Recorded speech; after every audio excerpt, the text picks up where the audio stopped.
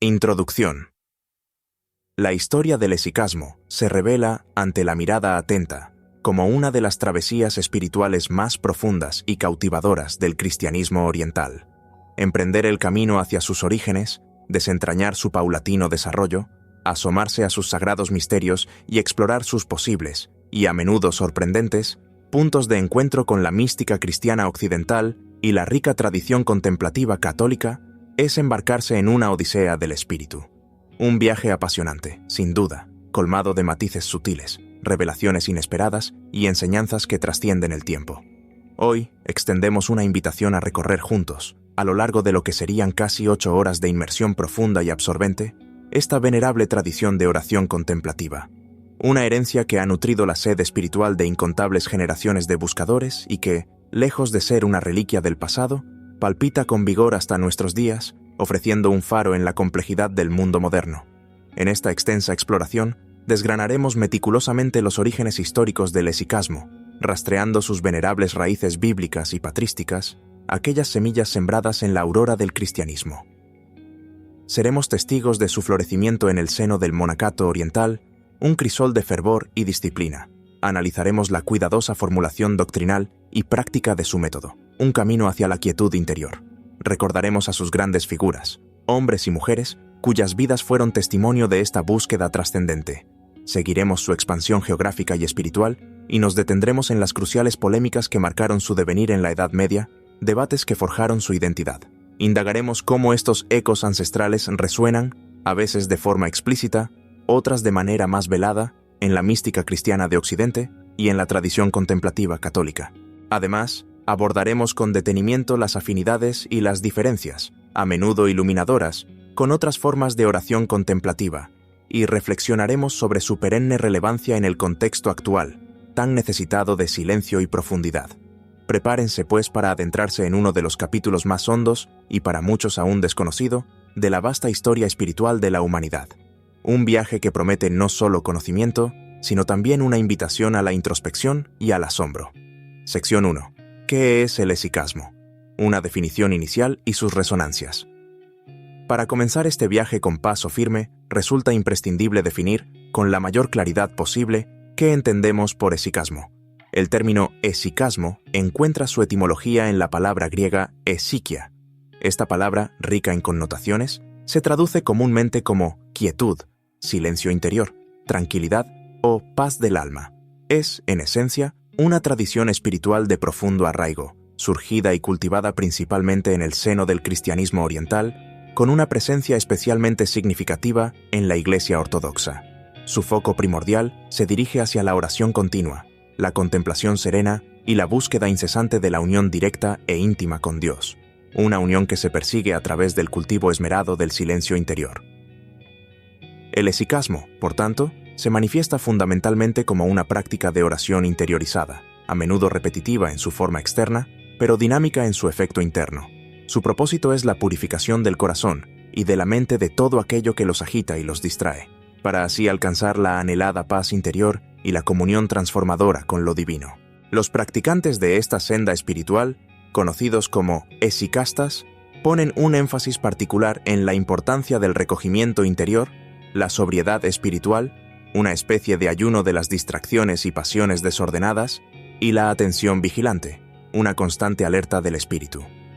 Su método más característico y distintivo, aquel que se ha convertido casi en su emblema, es la repetición constante y fervorosa de la llamada oración de Jesús o oración del corazón. Esta invocación, de una simplicidad engañosa, pero de una profundidad insondable, reza: Señor Jesucristo, Hijo de Dios, ten piedad de mí, pecador. Esta oración no es una mera fórmula, es un compendio de fe, humildad y anhelo. Se recita de forma audible en sus inicios, o se repite mentalmente una y otra vez, buscando que las palabras se graben no solo en la mente, sino que desciendan al corazón. El objetivo primordial de esta práctica es centrar la mente, a menudo dispersa como un enjambre de abejas, y abrir el corazón, ese sagrario interior, a la presencia viva y transformadora de Dios. Sección 2. Las raíces bíblicas y patrísticas del esicasmo. Un fundamento ancestral. El esicasmo, con su profunda sabiduría y su elaborada práctica, no surge de la nada. como una flor exótica sin raíces. Al contrario, sus cimientos se hunden profundamente en el terreno fértil de la Sagrada Escritura y en la rica herencia de los primeros padres de la Iglesia. En la Biblia encontramos numerosas invitaciones a una vida de oración constante y de intimidad con Dios. La tradición de la oración continua, tan central en el hesicasmo, encuentra un eco directo en la exhortación del apóstol San Pablo a los tesalonicenses. Orad sin cesar. 1 Tesalonicenses capítulo 5 versículo 17. Esta no es una mera sugerencia, sino una llamada a transformar la vida entera en una oración.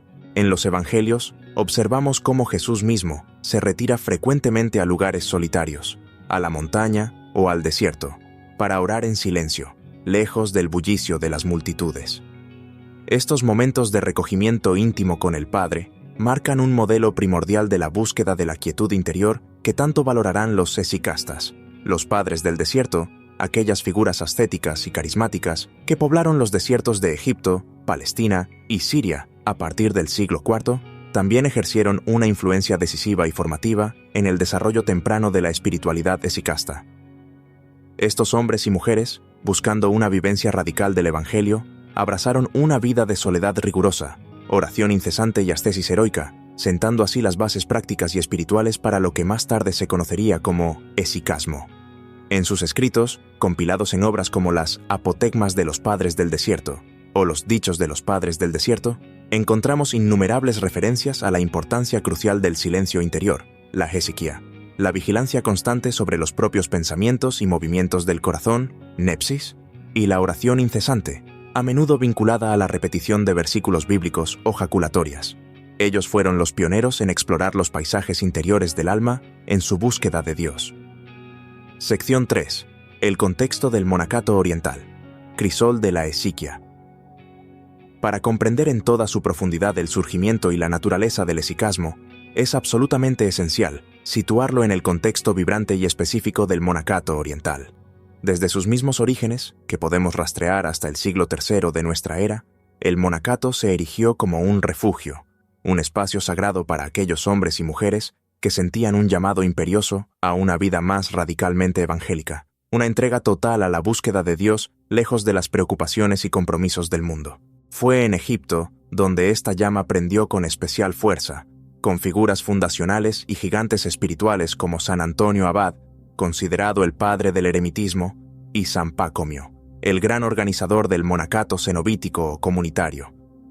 Bajo su inspiración y guía, el monacato floreció de manera extraordinaria, configurándose como una forma de vida integralmente centrada en la oración, la ascesis rigurosa y la búsqueda incesante de la comunión con lo divino.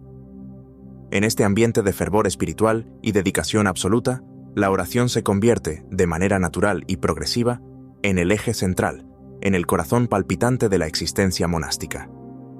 Los monjes y monjas no solo participan en la oración litúrgica comunitaria, que marca el ritmo de sus días y noches, sino que dedican una porción muy significativa de su tiempo y de su energía vital a la oración personal, silenciosa y contemplativa. Es en esta atmósfera donde la búsqueda de la hesiquia, esa anhelada quietud interior, se vuelve un ideal luminoso y atractivo para muchos monjes. Aspiran a alcanzar esa paz profunda del alma, esa serenidad que permite escuchar la voz de Dios en el silencio y, en última instancia, a la unión transformadora con Él. El monasterio se convierte así en una escuela de oración, un laboratorio donde se exploran las vías hacia el encuentro con lo absoluto. Sección 4. Los primeros textos hesicastas. Testimonios de una búsqueda interior. Los textos más antiguos que recogen y sistematizan la tradición hesicasta, ofreciendo una ventana a sus prácticas y a su teología incipiente, datan de los siglos IV y V. Entre estas obras fundacionales, destacan aquellas que, aunque compiladas mucho después en la monumental Filocalia, reúnen los escritos de autores pioneros como Evagrio Póntico, una mente brillante y analítica, San Macario el Grande, conocido por sus profundas homilías espirituales, Diadoco de Fótice, obispo y escritor ascético de gran influencia, y otros maestros espirituales de la época. Estos autores, a través de sus tratados, cartas y sentencias, exploran con notable profundidad temas cruciales para el hesicasmo, la oración del corazón, entendida como una oración que brota desde lo más íntimo del ser, la lucha espiritual contra los pensamientos apasionados o logismoi, esas sugerencias mentales que perturban la paz interior, y la imperiosa necesidad de la vigilancia constante, nepsis, y la purificación interior como camino hacia la contemplación. Evagrio Póntico, en particular, merece una mención especial por su contribución a la psicología espiritual del esicasmo. Este monje y escritor, originario del Ponto pero formado en la escuela de los padres del desierto en Egipto, desarrolla una detallada cartografía del alma y describe con agudeza la progresión interior del asceta. Su análisis abarca desde la lucha inicial contra las 8 pasiones principales, gula, lujuria, avaricia, tristeza, ira, asedia, vanagloria y orgullo, hasta la meta de la contemplación pura, un estado de conocimiento espiritual directo e intuitivo de Dios. Evagrio introduce y populariza conceptos clave como la nepsis, esa sobriedad y vigilancia espiritual que permite discernir el origen y la naturaleza de los pensamientos, y la apatheia, un estado de impasibilidad o libertad interior frente a las pasiones desordenadas. La apatheia no es una fría indiferencia, sino una serenidad conquistada que permite al alma orientarse plenamente hacia Dios. Ambos conceptos, nepsis y apatheia, se convertirán en pilares fundamentales para todo el desarrollo posterior del esicasmo. Sección 5. La filocalia y la transmisión de la sabiduría esicasta. Un tesoro perenne. La filocalia, cuyo nombre griego significa amor a la belleza, entendida como la belleza divina y la belleza del alma purificada, merece una atención muy especial en nuestra exploración del esicasmo. Si bien es cierto que su compilación definitiva tuvo lugar en el siglo XVIII, gracias al esfuerzo conjunto de San Nicodemo, el Hagiorita, un erudito monje del monte Athos, y San Macario de Corinto, un obispo profundamente imbuido de esta tradición, su contenido es mucho más antiguo. La Filocalia es, en efecto, una vasta y preciosa antología que recoge textos esenciales de la espiritualidad cristiana oriental, abarcando un período impresionantemente largo, desde el siglo IV hasta el siglo XV. Su objetivo fundamental, tal como lo concibieron sus compiladores, es ofrecer una guía práctica y doctrinal exhaustiva para la vida espiritual, con un énfasis particularísimo en la oración interior, la vigilancia del corazón y el método esicasta en sus diversas expresiones. Con el tiempo, la Filocalia se convierte en algo más que un libro. Se transforma en la Biblia no oficial de la espiritualidad ortodoxa oriental, un manual indispensable para monjes y laicos por igual. A través de sus páginas, generaciones enteras de buscadores espirituales han aprendido el arte de la oración del corazón, la disciplina de la quietud interior y las estrategias para la lucha espiritual. La influencia de la Filocalia ha sido inmensa, traspasando con creces los límites geográficos y confesionales de la ortodoxia. Ha llegado incluso a Occidente, donde ha sido traducida a diversas lenguas y ha suscitado un enorme interés, y su sabiduría sigue resonando con fuerza en el mundo contemporáneo, ávido de autenticidad y profundidad espiritual. Es un testimonio vivo de una tradición que busca transformar al ser humano en su totalidad. Sección 6. El método esicasta y la oración de Jesús. El corazón de la práctica. El método central, el corazón palpitante de la práctica esicasta, es, sin lugar a dudas, la oración de Jesús. Esta sencilla pero poderosísima invocación: Señor Jesucristo, Hijo de Dios, ten piedad de mí, pecador, condensa en sus pocas palabras toda la fe cristiana y la actitud fundamental del alma ante Dios, el reconocimiento de su señorío, la afirmación de su divinidad y filiación, la súplica humilde de misericordia y la confesión de la propia condición de pecador necesitado de redención. Los esicastas repiten esta oración de múltiples maneras, a veces verbalmente, en voz baja o susurrada, otras veces, de forma puramente mental, en el silencio de la inteligencia, y en su forma más avanzada, en el corazón, buscando que la oración se arraigue en el centro mismo del ser. Es común, especialmente en ciertas escuelas esicastas, sincronizar la respiración con el ritmo de la frase. Por ejemplo, inspirando en Señor Jesucristo, Hijo de Dios, y expirando en Ten piedad de mí, pecador. Esta técnica psicofísica, lejos de ser un mero artificio, busca profundizar la atención, facilitar el recogimiento y anclar la oración en el cuerpo, integrando así todas las dimensiones de la persona. La repetición constante, que podría parecer monótona a una mirada superficial, tiene un propósito muy profundo. Busca silenciar el flujo incesante de pensamientos dispersos y a menudo parásitos que ocupan la mente, lo que los padres llamaban los logismoi. Al mismo tiempo, pretende centrar la mente en la única realidad que verdaderamente importa, la presencia de Dios, y finalmente aspira a abrir el corazón, a menudo endurecido o cerrado por las preocupaciones y las pasiones, a la acción transformadora de la gracia divina. Para muchos practicantes, la meta última es que la oración se vuelva autónoma o incesante, es decir, que continúe repitiéndose por sí misma, sin esfuerzo consciente, como una suerte de latido espiritual, incluso durante las actividades cotidianas o el sueño. En este proceso gradual y paciente, el orante va experimentando una profunda transformación interior, una purificación progresiva de las pasiones, una creciente lucidez espiritual y una paz que sobrepasa todo entendimiento. Sección 7. La psicología espiritual del esicasmo. Cartografía del alma. El esicasmo, a lo largo de los siglos, ha desarrollado una psicología espiritual de una finura y una complejidad notables. Los maestros esicastas no son psicólogos en el sentido moderno del término, pero sí profundos conocedores del alma humana, de sus dinamismos, sus trampas y sus potencialidades. Los esicastas están especialmente atentos a los sutiles movimientos de la mente y el corazón, a los pensamientos que surgen espontáneamente y a las pasiones, ira, tristeza, deseo desordenado, orgullo, que pueden perturbar la quietud interior y alejar al alma de Dios. Para navegar este mundo interior, practican la nepsis, que, como hemos mencionado, puede traducirse como sobriedad, vigilancia o atención lúcida. Esta nepsis es una especie de guardián interior que permite discernir la naturaleza y el origen de los pensamientos, distinguiendo aquellos que vienen de Dios, los que son neutros y los que proceden de las pasiones o de influencias negativas.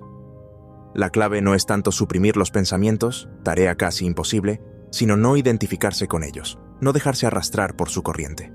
La vida espiritual es vista, en esta tradición, como una auténtica batalla interior, un combate invisible pero real que se libra en el corazón del ser humano. En esta lucha, el orante debe aprender, con paciencia y perseverancia, a reconocer los pensamientos negativos o perturbadores en cuanto aparecen y a desviarlos o cortarlos suavemente, manteniendo la atención fija en la oración de Jesús y en la presencia de Dios. El objetivo final de este combate y de esta purificación es alcanzar la apatheia.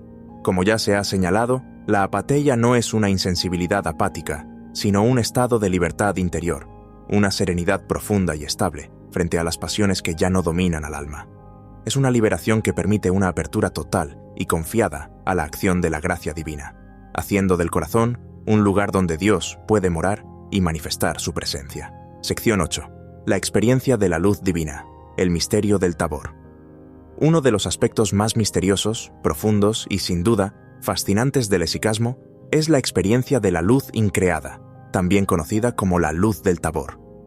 Según el testimonio de los grandes maestros esicastas, como San Simeón el Nuevo Teólogo o, de manera más sistemática, San Gregorio Palamas, algunos orantes que han alcanzado un alto grado de purificación y contemplación pueden llegar a experimentar una visión interior de la luz divina. Esta luz no es una luz física, creada, sino la misma luz inmaterial y eterna que los apóstoles Pedro, Santiago y Juan contemplaron maravillados en la transfiguración de Jesús en el monte Tabor, tal como lo narran los evangelios. Es considerada una manifestación sensible de la gloria y la energía divina. Esta experiencia mística, a menudo descrita como inefable y transformadora, no es vista en la tradición esicasta como una alucinación, una fantasía subjetiva o un producto de la imaginación exaltada. Al contrario, se considera una participación real, aunque siempre limitada y adaptada a la capacidad humana, en la gloria misma de Dios. Para los esicastas, la visión de la luz increada es un fruto de una profunda purificación del corazón, de una intensa vida de oración y ascesis y, sobre todo, de la pura gracia de Dios, que se revela a quien Él quiere y como Él quiere. Esta experiencia constituye una suerte de confirmación sensible de la autenticidad del camino contemplativo esicasta y una pregustación de la bienaventuranza futura, cuando los justos resplandecerán como el sol en el reino de su Padre. Sección 9.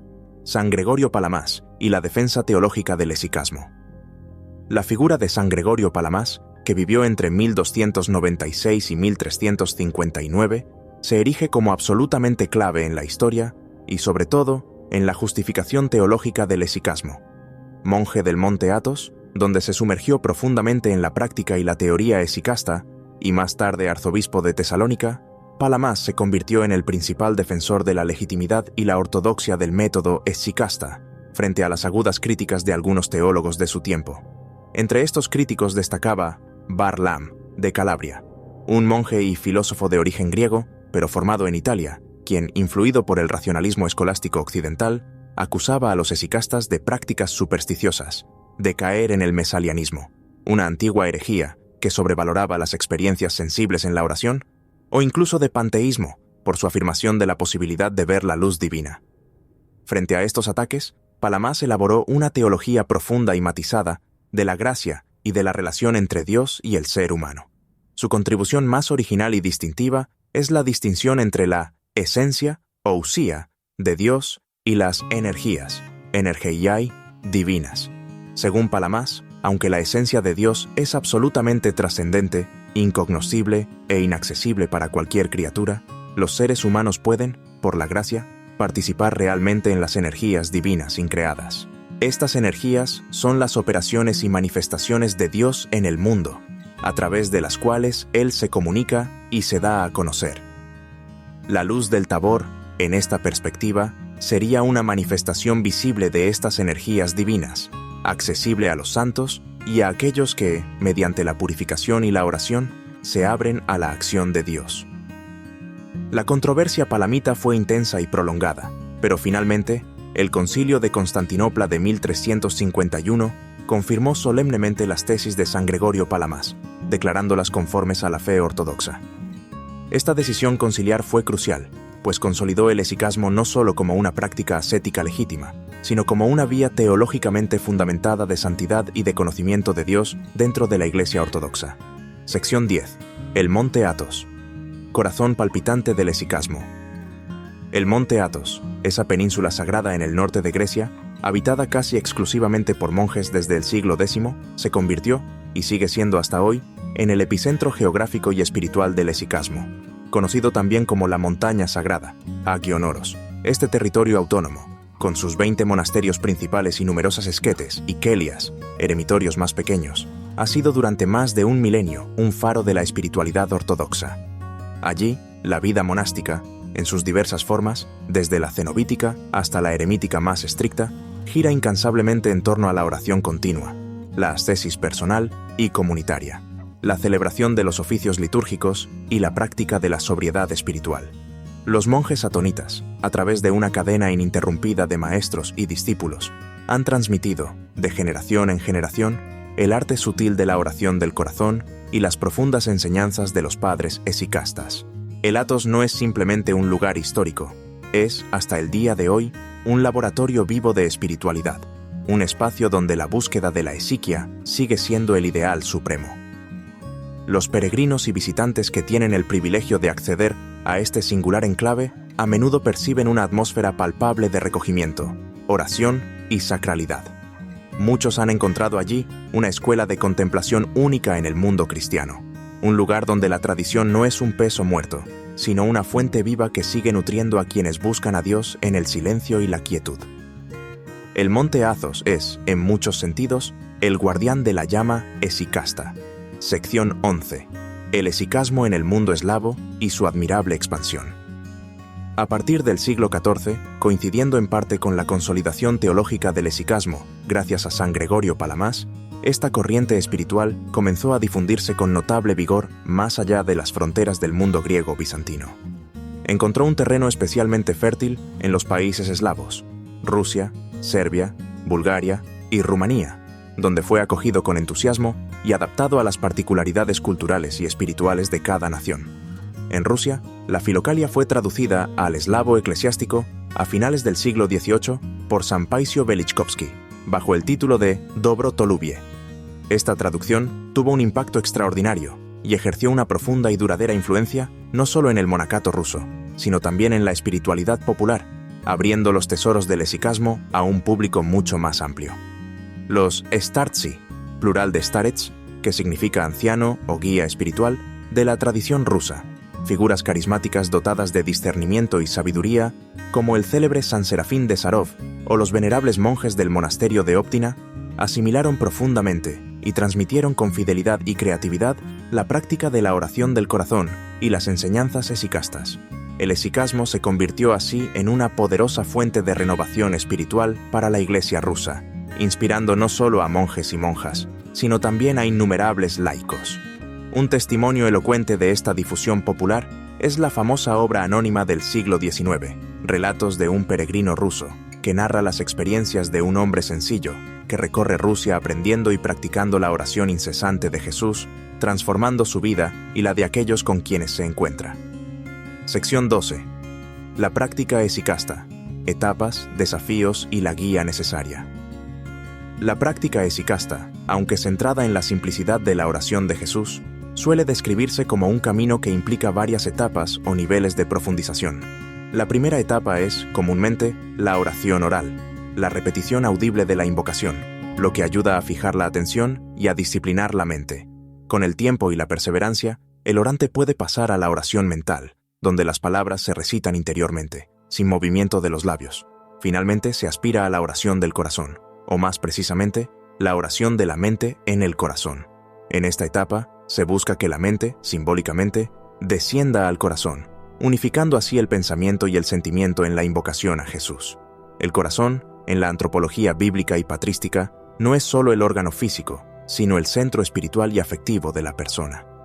Este camino, sin embargo, no está exento de dificultades, peligros y sutilezas. Los maestros esicastas advierten con insistencia sobre diversas tentaciones y desviaciones. Una de las más comunes es el orgullo espiritual, que puede surgir si el orante comienza a atribuirse a sí mismo los progresos o las gracias recibidas.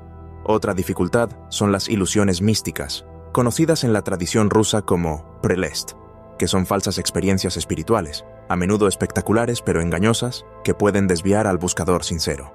Por ello, se subraya la importancia capital del discernimiento espiritual y, sobre todo, del acompañamiento por parte de un guía espiritual experimentado, un starets, o padre espiritual, que conozca bien el camino y sus escollos. La humildad profunda, la obediencia filial al guía y la paciencia son consideradas condiciones esenciales para no desviarse y para avanzar con seguridad en la senda esicasta. Sección 13. El esicasmo y la vida laica. Una espiritualidad para todos. Aunque el esicasmo nació y se desarrolló principalmente en contextos monásticos, sería un error pensar que está limitado exclusivamente a los monjes y monjas, o a aquellos que viven en clausura. Desde tiempos muy antiguos, numerosos laicos, hombres y mujeres, inmersos en las ocupaciones y responsabilidades del mundo, han practicado la oración de Jesús como parte integral de su vida cristiana. Los relatos de la espiritualidad rusa, como el ya mencionado Relatos de un peregrino ruso, muestran de manera conmovedora cómo artesanos, campesinos, soldados y comerciantes integraban la invocación constante del nombre de Jesús en sus actividades cotidianas, encontrando en ella una fuente de paz, fortaleza y conexión con Dios en medio del trajín diario. Hoy en día, en un mundo cada vez más secularizado y ruidoso, muchos cristianos ortodoxos y también personas de otras tradiciones cristianas e incluso no cristianas encuentran en la oración esicasta un camino accesible y profundo de recogimiento interior y paz espiritual. Esta práctica demuestra que la contemplación y la búsqueda de la unión con Dios no son un patrimonio exclusivo de los monasterios o de una élite espiritual, sino una posibilidad real y abierta a todos aquellos que, con un corazón sincero y perseverante, desean cultivar una relación más íntima con lo divino. El esicasmo nos recuerda que el templo de Dios está en el corazón de cada persona y que la oración puede florecer en cualquier circunstancia de la vida. Sección 14. La mística cristiana occidental, raíces comunes y asombrosas semejanzas. Llegados a este punto de nuestra exploración del esicasmo oriental, resulta natural e inevitable dirigir nuestra mirada hacia la mística cristiana occidental, especialmente la rica tradición contemplativa católica, para observar sus propias sendas y, quizás, descubrir sorprendentes afinidades. En Occidente, desde los primeros siglos del cristianismo, también existió una profunda y constante búsqueda de la unión transformadora con Dios a través de la oración, la meditación y la contemplación. Figuras seminales como San Agustín, con sus introspectivas Confesiones y su teología del verbo interior. San Benito de Nursia, cuya regla estructuró la vida monástica occidental en torno a la obra de Dios, Opus Dei y la Lectio Divina. Los monjes cistercienses, con San Bernardo de Claraval cantando al amor místico, y los cartujos, con su radical búsqueda del silencio y la soledad, todos ellos, a su manera, cultivaron y transmitieron caminos de oración silenciosa, recogida y transformadora. Más tarde, en la Baja Edad Media y el Renacimiento, florecerían los grandes místicos españoles como Santa Teresa de Jesús y San Juan de la Cruz, y los místicos renanos y flamencos, quienes desarrollaron itinerarios propios hacia las cumbres de la contemplación. Aunque las formas expresivas, los métodos específicos y los énfasis teológicos puedan diferir, y a menudo lo hacen, entre Oriente y Occidente, existe una sorprendente y conmovedora afinidad en la meta última que ambas tradiciones persiguen: la purificación interior como condición para el encuentro con Dios, la atención amorosa a la presencia divina que habita en el alma, el anhelo del silencio del corazón donde resuena la palabra divina, y la transformación espiritual que conduce a una participación cada vez más plena en la vida de Dios. La oración de recogimiento, descrita por Santa Teresa de Jesús, por ejemplo, donde el alma se concentra en su interior para encontrar a Dios allí presente, guarda notables paralelos en su espíritu y finalidad, con la búsqueda de la quietud y la oración del corazón propias del esicasmo. Sección 15. Profundizando en las afinidades entre el esicasmo y la oración contemplativa católica. Al comparar con mayor detenimiento estas dos grandes tradiciones contemplativas, la oriental esicasta y la occidental católica, emergen con claridad varias afinidades fundamentales que subrayan una raíz común en la experiencia cristiana. Ambas tradiciones, en sus expresiones más auténticas, buscan lo que los padres llamaban la oración pura, oratio pura, un estado en el que la mente, libre de distracciones y pensamientos discursivos, está plenamente unificada y centrada, con amor y atención, en la simple presencia de Dios.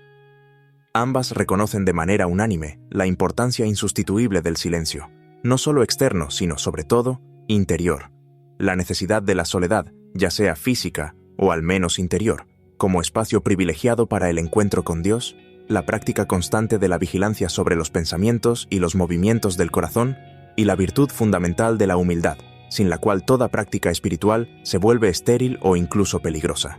En la tradición católica encontramos prácticas que, aunque con nombres y matices diferentes, resuenan con el espíritu esicasta. Pensemos, por ejemplo, en la oración de simple presencia, o de simple mirada, descrita por autores como el cartujo Guigo II, en su Scala Claustralium, donde el alma reposa en Dios más allá de las palabras y los conceptos. La oración de quietud, tal como la expone Santa Teresa de Ávila, es otra etapa en la que el alma experimenta una profunda paz y un gozo sereno en la presencia sentida de Dios. La Lectio Divina, esa lectura orante de la Sagrada Escritura, practicada especialmente en la tradición benedictina y cisterciense, muestra un claro deseo de pasar de la meditación discursiva sobre el texto sagrado a la contemplación simple y amorosa de Dios, quien habla a través de esas palabras. Aunque la oración de Jesús, con su forma específica y su repetición sistemática, no es una práctica común en Occidente, la tradición de las jaculatorias, breves invocaciones o frases bíblicas repetidas con fervor, y la invocación frecuente del nombre de Jesús, también existen y han sido valoradas como medios para mantener la presencia de Dios a lo largo del día. Sección 16. Diferencias fundamentales y matices distintivos entre ambas tradiciones. No obstante estas notables afinidades, que hablan de una misma fe y una misma aspiración fundamental, también existen diferencias significativas y matices distintivos entre el esicasmo oriental y la tradición contemplativa católica occidental. El esicasmo, como hemos visto, pone un énfasis particular en la repetición continua y metódica de la oración de Jesús, y en algunas de sus escuelas, en el método corporal de sincronización de la oración con la respiración y la postura física.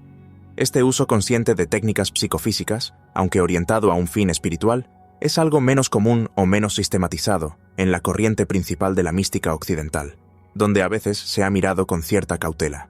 Además, la teología de la luz increada del Tabor y la distinción palamita entre la esencia incognoscible de Dios y sus energías participables son específicas del pensamiento teológico ortodoxo y no tienen un equivalente exacto en la teología católica latina, aunque esta última sí afirma la posibilidad de una experiencia real de Dios por la gracia. En Occidente, la oración contemplativa fue influida por corrientes filosóficas y teológicas como el platonismo y el neoplatonismo, especialmente a través de San Agustín y Pseudo Dionisio Areopagita, la teología escolástica, con su rigor analítico, y una fuerte corriente de mística apofática o negativa, que subraya la trascendencia absoluta de Dios y la necesidad de ir más allá de todo concepto e imagen. El énfasis en la gracia divina como don absolutamente gratuito, la mediación sacramental de la Iglesia como cauce ordinario de esa gracia, y la centralidad de la humanidad de Cristo como mediador y modelo son, quizás, más marcados en la espiritualidad occidental. Asimismo, históricamente, ha existido en ciertos periodos y autores occidentales una mayor desconfianza o prevención hacia los métodos de oración muy repetitivos, o las técnicas que pudieran inducir estados alterados de conciencia, con advertencias claras sobre el peligro de las ilusiones místicas, como las que encontramos, por ejemplo, en los escritos de San Juan de la Cruz. Sección 17. El hesicasmo y la rica tradición de los monjes cistercienses y cartujos. La tradición monástica cisterciense, que tuvo su inicio en el siglo XI, con figuras como San Roberto de Molesmes, y alcanzó su máximo esplendor con San Bernardo de Claraval en el siglo XII, y la Orden de los Cartujos, fundada por San Bruno de Colonia a finales del siglo XI, representan en el occidente medieval dos expresiones cumbre de los ideales de soledad, silencio, ascesis y oración continua. Los monjes cistercienses, buscando un retorno a la pureza original de la regla benedictina, promovieron intensamente la lectio divina, como un camino que, partiendo de la lectura atenta de la Escritura, lleva a la meditación, luego a la oración afectiva, oratio, y finalmente a la contemplación, contemplatio, un estado de unión amorosa con Dios. Los cartujos, por su parte, abrazaron una forma de vida que combina elementos eremíticos y cenobíticos, buscando un silencio casi total y una dedicación perpetua a la oración en la soledad de sus celdas. Aunque sus métodos específicos, como la lectio divina o la estricta observancia del silencio cartujano, difieren formalmente del método hesicasta, centrado en la oración de Jesús, el objetivo último es sorprendentemente similar: la búsqueda de la unión íntima con Dios mediante la purificación del corazón, la negación de sí mismo, la vigilancia interior sobre los sentidos y los pensamientos, y la apertura a la gracia transformadora. Algunos estudiosos contemporáneos han señalado la notable sincronía histórica entre el florecimiento de estos movimientos contemplativos en Occidente y ciertos desarrollos del hesicasmo en Oriente durante la Edad Media, sugiriendo, aunque sin pruebas de contactos directos significativos, una especie de kairos, o momento oportuno del Espíritu Santo que suscitaba anhelos similares en diferentes partes de la cristiandad. Sección 18. Santa Teresa de Jesús, San Juan de la Cruz y la cumbre de la mística española. La mística española del siglo XVI, el siglo de oro, nos regala figuras de una talla espiritual extraordinaria, entre las que destacan de manera sobresaliente Santa Teresa de Jesús y San Juan de la Cruz. Sus escritos y sus vidas constituyen una de las cumbres de la experiencia y la doctrina contemplativa cristiana. Santa Teresa, en obras como El libro de la vida, Camino de perfección y Las moradas del castillo interior, describe con una maestría psicológica y espiritual incomparables las diversas etapas del camino de oración, desde los primeros pasos de la oración vocal y la meditación hasta las formas más elevadas de contemplación infusa. Ella habla con detalle de la oración de recogimiento, en la que el alma se retira a su interior para estar con Dios, y de la oración de quietud, un estado de profunda paz y gozo en la presencia divina que aquieta las potencias del alma. San Juan de la Cruz, por su parte, poeta y teólogo místico, desarrolla en obras como Subida del Monte Carmelo, Noche Oscura del Alma, Cántico Espiritual y Llama de Amor Viva, su profunda doctrina de la noche oscura. Esta es entendida como un proceso necesario de purificación activa y pasiva, tanto de los sentidos como del espíritu, un desapego absoluto de todo lo creado y de uno mismo, que prepara al alma para la unión transformadora con Dios, descrita por él como el matrimonio espiritual. Ambos santos carmelitas coinciden plenamente con la tradición hesicasta, en la insistencia en la necesidad radical del desapego de las cosas terrenales y de las propias pasiones, la práctica de la humildad como fundamento de toda vida espiritual, la vigilancia constante de los pensamientos y afectos, y la apertura total a la acción de la gracia divina, que es la que en última instancia obra la unión. Sin embargo, la ausencia de una técnica de oración repetitiva como la oración de Jesús y una mayor inclinación hacia una teología apofática o negativa en San Juan de la Cruz, que subraya lo que Dios no es, marcan diferencias notables con el enfoque hesicasta, aunque no necesariamente contradicciones insalvables. Sección 19. La mística renana y los ecos de la oración del nombre en Occidente. En la Baja Edad Media occidental, particularmente en la región del Rin, Alemania y Países Bajos, Durante los siglos XIV y XV, surgió también una floreciente escuela de mística especulativa y afectiva, conocida como la mística renana. Sus principales exponentes fueron el maestro Eckhart, Johannes Taulero y Enrique Suso. Estos místicos, a menudo pertenecientes a la orden de predicadores, dominicos, abogan por un camino de profunda interiorización, una desapropiación, Gelassenheit, o abandono total de la voluntad propia y de todo apego a lo creado, para alcanzar la unión con el fondo del alma, Seelengrund, ese reducto íntimo donde Dios habita en un silencio eterno y donde puede nacer el verbo divino en el alma. La práctica de la oración del nombre, de Jesús, aunque, como hemos dicho, mucho más central y sistemáticamente desarrollada en la tradición esicasta oriental, encontró ciertos ecos y paralelos en Occidente. Además de las jaculatorias, existieron devociones centradas en la invocación del nombre de Jesús, promovidas por figuras como San Bernardino de Siena en el siglo XV. Sin embargo, estas prácticas, aunque valoradas, nunca alcanzaron el desarrollo metodológico ni la centralidad teológica que la oración de Jesús tiene en el esicasmo. La mística renana, por ejemplo, aunque busca una experiencia directa de Dios, tiende más hacia la contemplación noética y la transformación ontológica a través del desasimiento, que hacia una técnica repetitiva específica. Sección 20. La teología de la oración en Oriente y Occidente. Convergencias y divergencias. Al examinar la teología subyacente a la práctica de la oración en Oriente y Occidente, encontramos tanto convergencias profundas como divergencias de énfasis y formulación. En la tradición ortodoxa oriental, la teología de la oración está profundamente marcada, como vimos, por la distinción palamita entre la esencia inaccesible de Dios y sus energías divinas increadas, en las cuales el ser humano puede participar por la gracia. La oración, especialmente la oración esicasta, es vista como un proceso de teosis o divinización, un camino por el cual el ser humano, sin dejar de ser criatura, es transformado progresivamente por la presencia y la acción de Dios, llegando a participar de la vida divina y a reflejar la gloria de Dios. La meta es convertirse en Dios por gracia. En Occidente, aunque la idea patrística de la deificación o divinización también existe y es recuperada por algunos teólogos y místicos, especialmente aquellos más influidos por los padres griegos, suele ser menos explícita o central en el discurso teológico dominante, sobre todo a partir de la escolástica. El acento recae con mayor frecuencia en conceptos como la gracia santificante, que eleva al alma al orden sobrenatural, la inhabitación de la Trinidad en el alma del justo, la mediación única y necesaria de Cristo, Verbo encarnado, y la acción transformadora del Espíritu Santo que configura al creyente a imagen de Cristo. La oración contemplativa es generalmente vista como un don enteramente gratuito de Dios, más que como el fruto directo de una técnica o método humano, aunque se reconoce la necesidad de la cooperación humana y la disposición ascética.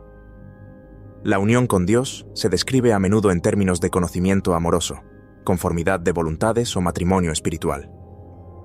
Sección 21. El esicasmo en la modernidad y su sorprendente redescubrimiento en Occidente. A pesar de periodos de relativo olvido o marginación, especialmente bajo la influencia de las ideas ilustradas o ciertos racionalismos teológicos, el esicasmo ha experimentado un notable y vigoroso resurgimiento en los últimos siglos, tanto en sus tierras de origen en Oriente, como de manera sorprendente en Occidente. La traducción de la Filocalia al ruso por San Paisio Velichkovsky en el siglo XVIII y posteriormente su traducción a diversas lenguas occidentales, griego moderno, rumano, serbio, inglés, francés, italiano, español, etc. A lo largo de los siglos XIX, XX y XXI ha sido un factor crucial. La inmensa popularidad de los relatos de un peregrino ruso, desde su primera publicación, también contribuyó de manera decisiva a dar a conocer la oración de Jesús a un público amplio en Occidente. El creciente interés por la espiritualidad oriental en general, a menudo como reacción a la percibida aridez espiritual del materialismo moderno, ha hecho que muchas personas descubran y se sientan atraídas por la profundidad y la practicidad del método esicasta. En el siglo XX, figuras espirituales de gran talla, como el monje ruso San Silvano del Monte Athos y su discípulo, el archimandrita Sofronio Sakharov de Essex, fundador del monasterio de San Juan Bautista en Inglaterra, han renovado y reinterpretado la tradición esicasta, haciéndola accesible y relevante para las necesidades y la sensibilidad del mundo contemporáneo. Sus escritos, llenos de sabiduría experiencial y profundidad teológica, han tenido un gran impacto. En Occidente, muchos cristianos, tanto católicos como protestantes, e incluso personas sin una afiliación religiosa específica, inquietos por la superficialidad y el ruido de la vida moderna, encuentran en el hesychasmo una fuente de inspiración, una vía de oración profunda y un camino hacia la paz interior. Sección 22. Ecos luminosos del hesychasmo en el diálogo ecuménico contemporáneo. El hesychasmo, con su rica herencia espiritual y teológica, ha emergido también como un importante y fructífero puente en el diálogo ecuménico entre las iglesias ortodoxas y la Iglesia católica, así como con otras comunidades cristianas. El redescubrimiento de la espiritualidad de los padres de la Iglesia, comunes a Oriente y Occidente, y la valoración de las tradiciones monásticas orientales han llevado a muchos teólogos y fieles católicos a apreciar la inmensa riqueza de la tradición hesicasta y a buscar activamente puntos de encuentro y enriquecimiento mutuo.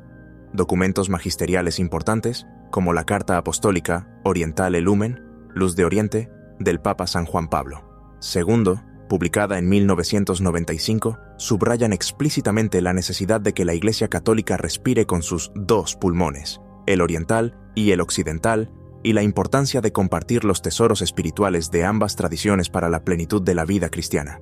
En este contexto, algunos movimientos y prácticas espirituales dentro del catolicismo contemporáneo, como la promoción de la oración del nombre de Jesús o la oración del corazón, se inspiran de manera más o menos explícita en el hesychasmo oriental, adaptando la práctica a la sensibilidad y al marco teológico occidental.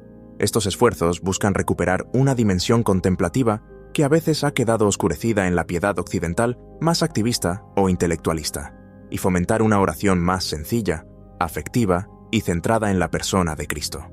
El hesychasmo, por tanto, no solo enriquece a la ortodoxia, sino que ofrece dones preciosos para toda la cristiandad en su camino hacia una mayor unidad y profundidad espiritual. Sección 23. La perenne relevancia del hesychasmo en el mundo de hoy. En un mundo como el nuestro, marcado indeleblemente por la dispersión mental, el ruido incesante, la prisa vertiginosa y una superficialidad que a menudo ahoga las aspiraciones más profundas del corazón humano, el hesychasmo emerge con una relevancia sorprendente y urgente. Ofrece un camino contracultural de silencio sanador, de recogimiento interior que permite reencontrarse consigo mismo y con Dios, y de cultivo de la presencia atenta al momento actual.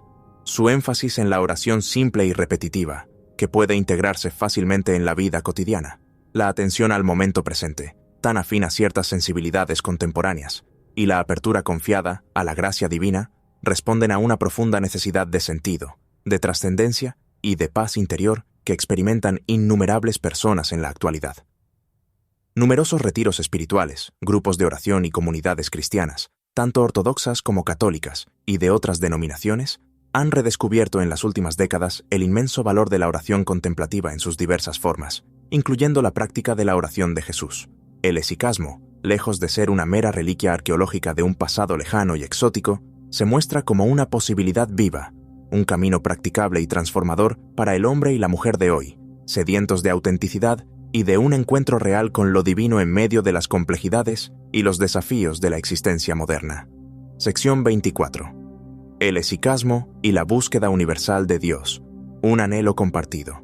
Finalmente, el hesychasmo, en su esencia más profunda, puede ser visto como una expresión particularmente rica y articulada de la búsqueda universal e intemporal del ser humano, la búsqueda del sentido último de la existencia, de la paz interior duradera y de la unión transformadora con lo divino, con la realidad última que trasciende el mundo fenoménico. Aunque profundamente arraigado en la fe cristiana y centrado en la persona de Jesucristo, su método de oración repetitiva, su énfasis en el silencio, la quietud, la purificación del corazón y la atención vigilante, encuentran notables paralelos y resonancias en otras grandes tradiciones contemplativas de la humanidad.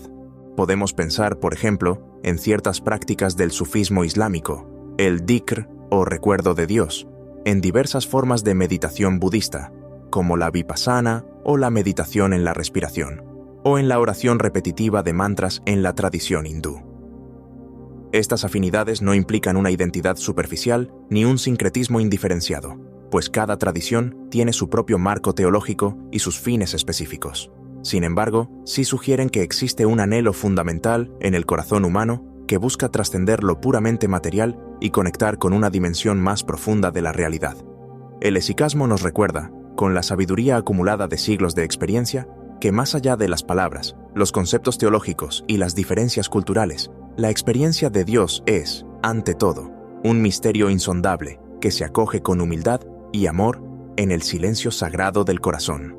Conclusión. Hemos recorrido juntos, a lo largo de estas reflexiones que han buscado la profundidad de una extensa exploración, la historia fascinante y multifacética del hesychasmo. Hemos rastreado sus venerables raíces bíblicas y patrísticas, testigos de su anclaje en la aurora misma de la fe. Hemos observado su desarrollo orgánico en el fértil terreno del monacato oriental, su crisol y su hogar. Hemos analizado con detenimiento su método característico de oración, la invocación incesante del nombre de Jesús, y hemos recordado a algunas de sus grandes figuras, faros de santidad y sabiduría. Nos hemos detenido en las cruciales polémicas que marcaron su historia y ayudaron a definir su identidad teológica, y hemos seguido su admirable expansión a lo largo de los siglos, trascendiendo culturas y fronteras. De manera especial, hemos explorado sus posibles puntos de encuentro, sus afinidades y también sus divergencias con la rica mística cristiana occidental y la venerable tradición contemplativa católica, descubriendo cómo sus ecos ancestrales resuenan, de formas a veces inesperadas, hasta nuestros días, ofreciendo luz y esperanza. El hesychasmo, en última instancia, nos extiende una invitación perenne, una llamada que va más allá de credos particulares y fronteras confesionales. Nos invita a descubrir, o redescubrir, el valor inestimable del silencio en un mundo ruidoso, la importancia de la atención plena en una cultura de la distracción, y la necesidad de la humildad sincera en la ardua pero gozosa búsqueda de Dios. En un mundo contemporáneo, a menudo sediento de sentido, de paz interior y de una conexión auténtica con lo trascendente, esta antigua tradición de oración y vida espiritual sigue siendo una fuente viva, un manantial inagotable de inspiración, sabiduría y esperanza para todos los buscadores. Gracias por habernos acompañado en este profundo viaje al corazón palpitante de la espiritualidad cristiana oriental, al encuentro con la esiquia.